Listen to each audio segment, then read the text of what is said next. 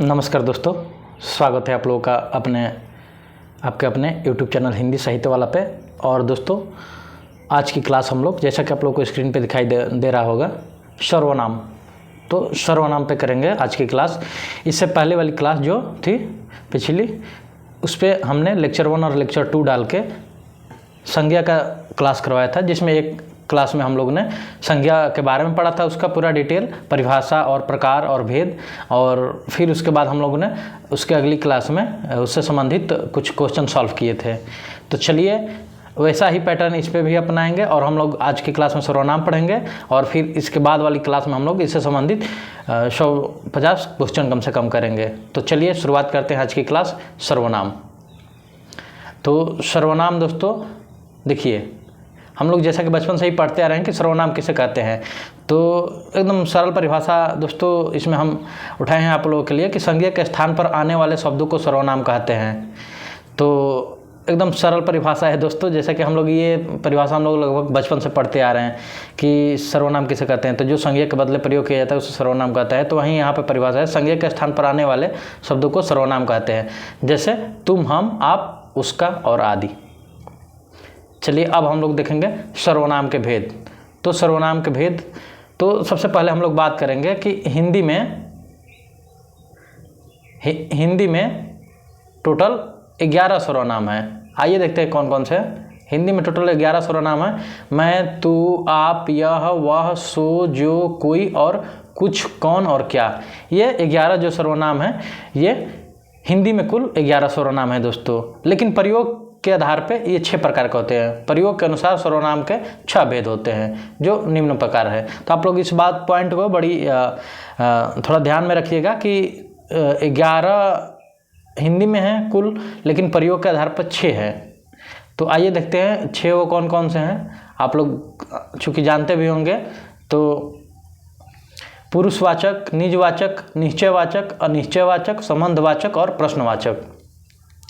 तो सर्वनाम के 6 भेद हैं: पुरुषवाचक, निजवाचक, निश्चयवाचक, अनिश्चयवाचक, संबंधवाचक और प्रश्नवाचक। तो आप लोग ये 6 नाम याद रखिएगा। अब हम लोग एक एक करके पढ़ेंगे। पुरुषवाचक सर्वनाम, उसके बाद निजवाचक सर्वनाम, एक एक करके से 6 है टोटल को हम लोग एक एक करके पढ़ेंगे। तो आइए हम लोग एक एक करके देखते हैं सर्वनाम को। तो जैसा कि देख रहे होंगे आप लोग,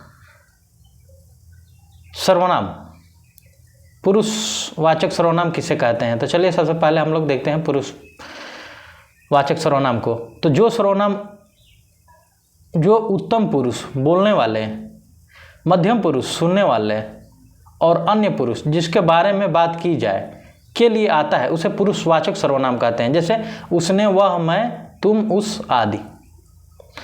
ध्यान दीजिएगा दोस्तों कि जो सर्वनाम जो उत्तम पुरुष, मध्यम पुरुष और अन्य पुरुष के लिए आता है उसे पुरुष सर्वनाम कहते हैं। जैसे उसने, वह, मैं, तुम आदि। आप लोग चाहें तो साथ में नोट करते चलिए या स्क्रीनशॉट ले लीजिए या सुनते भी रहिए। और उदाहरण के तौर पे हम लोग देखेंगे। तो उदाहरण के तौर पे हो, मुझे पता चला कि तुम कल आओगी, तुम घर आओगी।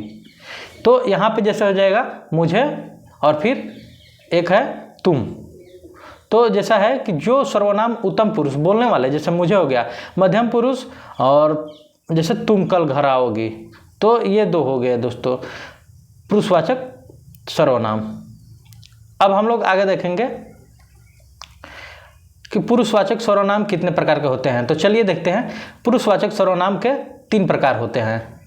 तो आइए देखते हैं कौन कौन से। उत्तम पुरुष, मध्यम पुरुष और अन्य पुरुष। तो चलिए यहाँ पे अब हम लोग एक एक करके देखेंगे। सबसे पहले उत्तम पुरुष देखेंगे। तो उत्तम पुरुष है क्या दोस्तों। तो देखिए आप लोग के लिए ग्राफ तैयार किए हैं और ग्राफ के जरिए हम लोग समझने की कोशिश करेंगे। जैसे उत्तम पुरुष है, तो उत्तम पुरुष में कारक एक वचन और बहुवचन। तो कारक कर्ता तो एक वचन में मैं और फिर बहुवचन में हम होगा। कर्म में मुझे या मुझको एक वचन में, तो हमें और हमको बहुवचन में।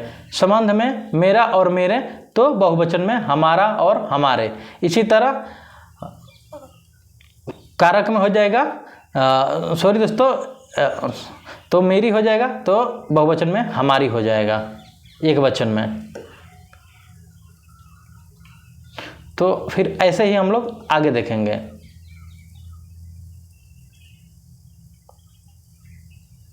ये दोस्तों यहाँ पे थोड़ा सा मिसप्रिंट हो गया है। देखिए कहाँ की टाइपिंग कहाँ हो गई है। जैसे कि मेरा, मेरे और मेरी रहेगा तो हमारा, हमारे और फिर इसमें मेरी रहेगा तो हमारी यहाँ पे, तो ये यहाँ का है, आप लोग बॉक्स में लिख लीजिएगा। आइए हम लोग आगे देखते हैं। ऐसे ही मध्यम में, मध्यम पुरुष पे बात करेंगे हम लोग। तो मध्यम पुरुष पे बात करेंगे तो कारक एक वचन और बहुवचन। तो जैसे कर्ता है तो कर्ता एक वचन में तू होगा तो बहुवचन में तुम होगा। कर्म में तुझे तुमको होगा एक वचन में, तो तुम्हें और तुमको बहुवचन में होगा। संबंध में तेरा, तेरे और तेरी, ये तो इसका बहुवचन में तुम्हारा, तुम्हारे और तुम्हारी होगा। तो ये होगा दोस्तों। आप लोग इसका स्क्रीनशॉट ले लीजिए इस ग्राफ का। और अब हम लोग बात करेंगे अन्य पुरुष में। तो अन्य पुरुष में सेम होगा ऐसे ही, जैसे कारक एक वचन और बहुवचन में, तो कर्ता में यह और वह रहेगा तो बहुवचन में ये और वे। कर्म में इसे, उसको और उसे और उसको, तो बहुवचन में इन्हें, इनको, उन्हें और उनको। संबंध वचन में इसका, उसका, इसके और उसके, तो सेम टू सेम ऐसे ही बहुवचन में होगा। इसका, उनका, इनके, उनके, और फिर इसकी, उसकी रहेगा तो इनकी, उनकी। तो ये आप लोग देखे ही दोस्तों, एक उत्तम और मध्यम और अन्य पुरुष के बारे में। आप लोग चाहें तो इसका एक एक करके एक बार और हम स्क्रॉल कर दे रहे हैं। इसका आप लोग स्क्रीनशॉट ले लीजिए और इसका ले लीजिए और फिर आप लोग उत्तम पुरुष का ले लीजिए। चलिए अब हम लोग आगे बढ़ते हैं दूसरे वाले पे। तो दूसरा है निजवाचक सर्वनाम। जैसा कि आप लोग को स्क्रीन पे देख रहे हैं, निजवाचक सर्वनाम। तो निजवाचक सर्वनाम किसे कहते हैं? जो सर्वनाम तीनों पुरुष में अपना होने, अवस्था या भाव का अपनापन, निजता व निजवाचक सर्वनाम कहलाते हैं वे। तो उसे निजता व निजवाचक भी कहते हैं दोस्तों। निजता भी कहते हैं या निजवाचक। जो सर्वनाम तीनों पुरुष, उत्तम, मध्यम और अन्य पुरुष में अपना होने का अवस्था या भाव या अपनापन जिनसे दिखता है दोस्तों, उसे निजवाचक, निजवाचक और या निजवाचक सर्वनाम कहते हैं। उदाहरण एग्जाम्पल हम दो लोग देख लेंगे इसका। तो जैसे आइए हम लोग देखते हैं। जैसे में आप अपना काम खुद कर लेना, मैं अकेला ही कार साफ कर लूँगा, और फिर वह स्वयं स्कूटी से स्कूल जाती है। तो ये हो जाएगा आपका निजवाचक सर्वनाम। अब हम लोग आगे देखेंगे निश्चयवाचक सर्वनाम। तीसरा सर्वनाम में अगली कड़ी, तीसरा निश्चयवाचक सर्वनाम। और इसमें है जिस सर्वनाम में पास या दूर किसी व्यक्ति या वस्तु की ओर संकेत का बोध होता है उसे निश्चयवाचक सर्वनाम कहते हैं। और क्योंकि यह संकेत करता है इसलिए इसे संकेतवाचक सर्वनाम भी कहते हैं।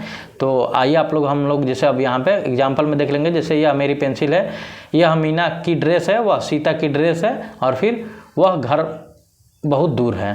तो ये रहा दोस्तों। आप लोग चाहें तो इसका स्क्रीनशॉट ले लीजिए या तो फिर इसको नोट कर लीजिए। अब हम लोग आगे देखेंगे और एग्जाम्पल के तौर पे, जैसा कि आप लोग हमारे साथ पहले से ही अगर क्लास करते आ रहे होंगे, जो स्टूडेंट या जो नए होंगे, इस दोस्तों जो आप लोगों को पढ़ाया जा रहा है इसमें 2-3 उदाहरण से ज़्यादा नहीं बताया जाएगा। लेकिन जैसे ही ये समाप्त हो जाएगा टॉपिक, तो अगली जब क्लास चलेगी तो वहाँ पे आप लोगों को कम से कम 100-150 इससे संबंधित प्रश्नोत्तरी कराया जाएगा। तो आप इसके लिए निश्चिंत रहिए। आइए अगला देखेंगे सर्वनाम में। अगला उसका प्रकार है जो अनिश्चयवाचक सर्वनाम। तो जिस सर्वनाम में किसी निश्चित व्यक्ति या पदार्थ का बोध नहीं होता है। देखिए यहाँ पे नहीं होगा दोस्तों। जिस सर्वनाम से किसी निश्चित व्यक्ति या पदार्थ का बोध नहीं होता है उसे अनिश्चयवाचक सर्वनाम कहते हैं। और जैसे के तौर पे देख लेते हैं। बाहर कोई है, मुझे नहीं मिला, और फिर किसी ने फ़ोन किया, पता नहीं, और फिर कोई दरवाज़ा बजाकर चला गया। तो देखिए दोस्तों, यहाँ पे कोई निश्चय नहीं है कि आखिर कौन था, प्रश्नवाचक है। तो आइए इसके कुछ और चीज़ देख लेंगे। जैसे सरल शब्दों में कहे तो ऊपर दिए गए वाक्यों में किसी व्यक्ति या वस्तु के बारे में निश्चित नहीं है कि कौन है, क्या लिया, किसने फ़ोन लिया आदि, इसलिए यह अनिश्चयवाचक सर्वनाम के उदाहरण है। कोई, कुछ, किसी आदि सर्वनाम शब्द आने पर ज़्यादातर अनिश्चयवाचक सर्वनाम है। तो यह ध्यान रखें। तो ध्यान रखिएगा दोस्तों, अगर ज़्यादातर कोई, कुछ, किसी अगर शब्द आते हैं तो वहाँ अनिश्चयवाचक सर्वनाम होगा। अगला आप लोग देखिए, और अगला इसी कड़ी में है अगला संबंधवाचक सर्वनाम। और संबंधवाचक सर्वनाम के बारे में हम लोग पढ़ेंगे कि संज्ञा के स्थान पर आने वाले जिन दो सर्वनाम शब्दों से संबंध का भाव प्रकट होता है उसे संबंधवाचक सर्वनाम कहते हैं। देखिए बिल्कुल सरल भाषा में इसको लिया गया है, इसका परिभाषा आप लोग नोट कर लीजिए कि संबंधवाचक सर्वनाम क्या होता है। अब आगे हम लोग देखेंगे जैसे के तौर पर हम लोग देखेंगे, तुमने जो कार मांगी थी यह वही कार है, तुम जो बोलोगे वैसा ही करूँगा।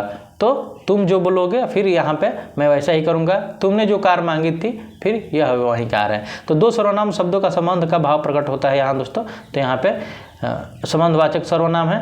अब हम लोग अंतिम और लास्ट देखेंगे, तो ये होगा प्रश्नवाचक सर्वनाम। आइए देखते हैं प्रश्नवाचक सर्वनाम क्या होता है।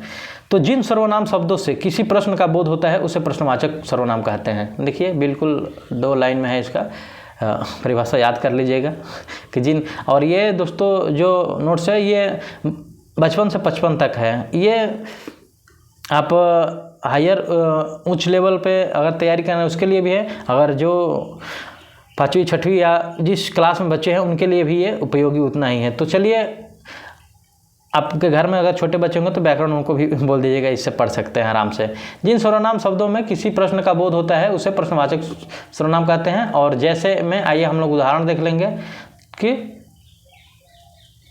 तुम कौन हो, तुम्हें क्या चाहिए, तुम यहाँ कब आई, और वहाँ कौन गिरा था, यहाँ क्या रखा है। तो दोस्तों ये रहे कुछ एग्जाम्पल प्रश्नवाचक सर्वनाम के। अब आप लोग अब हम लोग आज की क्लास यहीं पे समाप्त करेंगे।